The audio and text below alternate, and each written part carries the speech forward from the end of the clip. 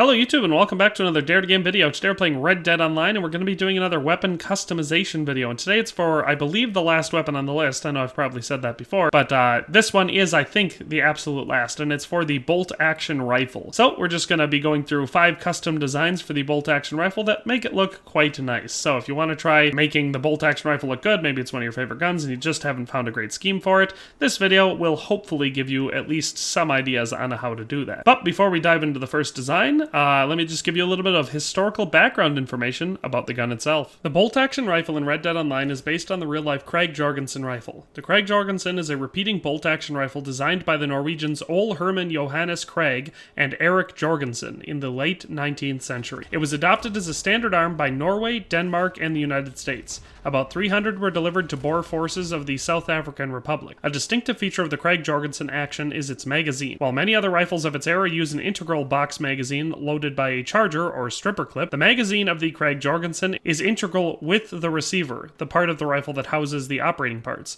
Featuring an opening on the right-hand side with a hinged cover instead of a charger, single cartridges are inserted through the side opening and are pushed up, around, and into the action by a spring follower. Later, similar to the Charger, a claw-type clip would be made for the Krag that allowed the magazine to be loaded all at once, also known as the Krag Speed Loader Magazine. The Krag-Jørgensen rifle was adopted as the standard U.S. military service rifle in 1893 and was used until replaced by the M1903 Springfield rifle in 1906. However, many U.S. military units used it until after 1908, when the last Krag-Jørgensen service rifles were finally phased out. There were 22 variants of the Krag-Jørgensen with 3 different caliber offerings. Between 1894 and 1956, there were approximately 800,000 of them produced. Throughout the history of this rifle, it has been used by over a dozen different nations in nearly twice as many wars and armed conflict. It had an ammo capacity of 5+1, an effective range of about 900 meters, a standard muzzle velocity of between 1900 feet per second and 2800 feet per second, depending on the ammo type, and a rate of fire of about 30 rounds per minute in the right hands. Alright, so our first design is going to be the factory finish, and now I have forgotten to do the factory finish for a couple of my last weapon customization videos, and I'm deeply sorry for that. But I didn't forget it here, and so we're going to start it off with it because this is the one I am currently keeping on my bolt-action rifle, just because I like the way it looks,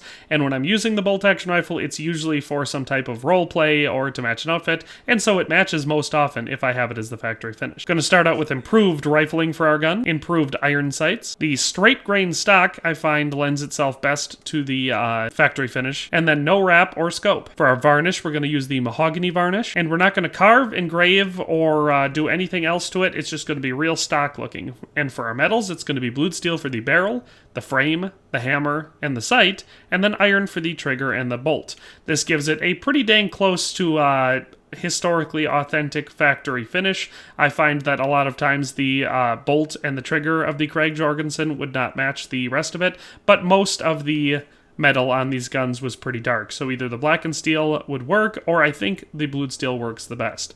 And of course, going with the mahogany varnish on the straight grain stock just looks perfect. So that's our factory finish. If you want your gun to look realistic, this is the design. Alright, and so for our second design, we of course have the DTG-CLASSIC, which is going to be probably, if you want to go flashy, in my opinion, this is the best way to go with this gun, because it just looks real sharp. So we're going to be sticking with most of the same stuff, but we're going to pop the cartridge wrap on it, which is a variant of the leather wrap. Now, that was a limited time item from last fall. If you didn't get it, then just the regular leather wrap is your next best option, but then you just won't have the bullets on your stock. And of course, we want the long scope on it. Then for our varnish, we're going to do the mesquite varnish.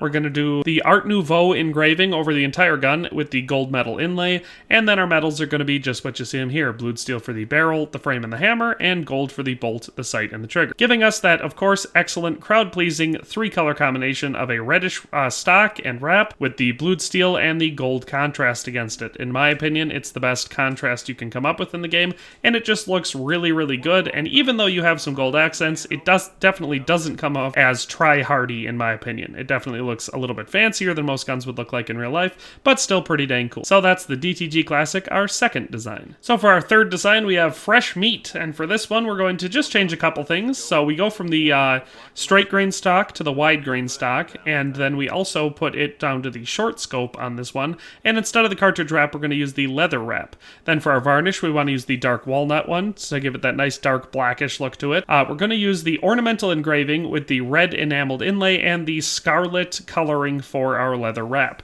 That's going to help us build on our really base level red and black contrast. Then when you get in your metals here, it's just going to be black and steel for the barrel, the bolt, the frame, the hammer, the sight, and the trigger. So we get all of that nice solid black design with the subtle on this gun because it's not overpowered, but subtle red accents on it. So we get that red and black contrast, which again is another one that I think looks quite nice and is another crowd pleaser. So this one is a little bit more of a try-hard style if you want to be, I don't know, maybe a griefer or just really edgy, so you're wearing all red and black leather outfits everywhere you go with spikes on them, and you want to use the bolt-action rifle, well then designing it as a black and red rifle probably fits that theme the best. So that is our third design. Let's move on to our fourth design for the bolt-action rifle. Alright, for our fourth design we got the sand sniper, and for this one we're going to pop that long scope back onto it, and we're going to switch from our leather wrap to our cloth wrap. For our cloth wrap design, we're going to stick with the natural color on it. We're going to do the Baroque engraving on it with the brass inlay and the Cocobolo varnish on this one to kind of match with the wrap a little bit better.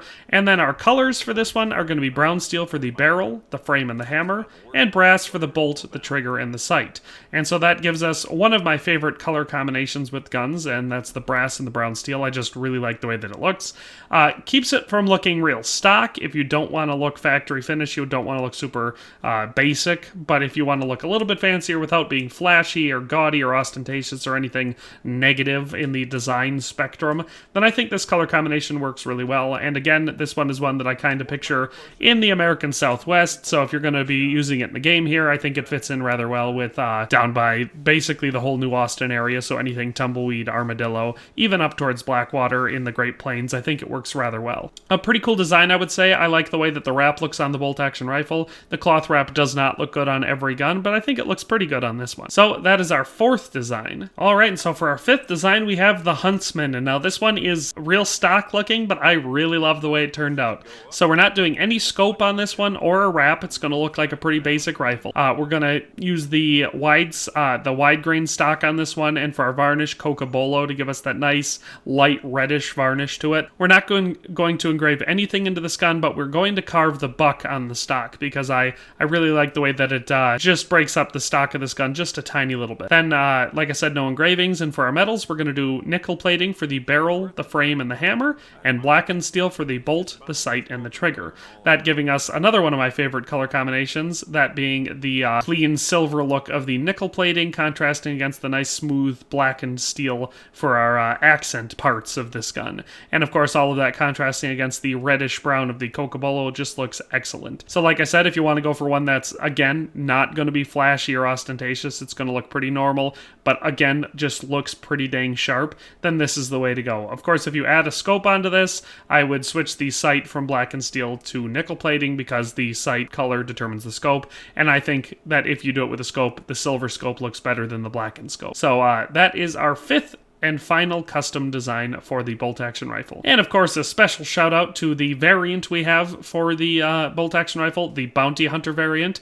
If you want your gun to look super edgelordy, then you're going to have to get the Bounty Hunter roll and unlock this variant, and you can pop it on your gun to get some nice skulls and skeleton hands and chains all over it.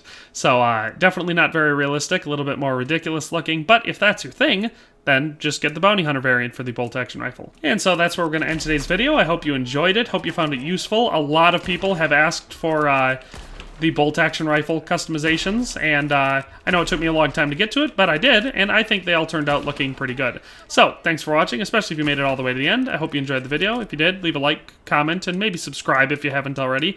But that's all for today, and we'll see you next time. Thanks for watching another Dare to Game video. If you liked this video, please leave a like and a comment. If you haven't already, be sure to subscribe to the channel. If you like my content and would like to support this channel, consider becoming a member today for as little as $1.99 a month. It makes a huge difference. But in any case, thanks for watching and have a nice day. I'll see you next time.